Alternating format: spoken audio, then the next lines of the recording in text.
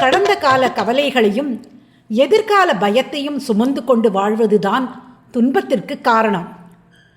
ஒரு நபர் கையில் ஒரு பெரிய கனமான பையுடன் மலை ஏறிக்கொண்டிருக்கிறார். அவரால் நடக்க முடியவில்லை.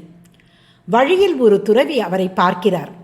ஏன் இவ்வளவு கஷ்டப்படுகிறாய் என்று கேட்கிறார். இந்த பையில் என் சொத்துக்கள் உள்ளன, இதை விட முடியாது என்கிறார் அந்த நபர். துறவி சிரிக்கிறார்.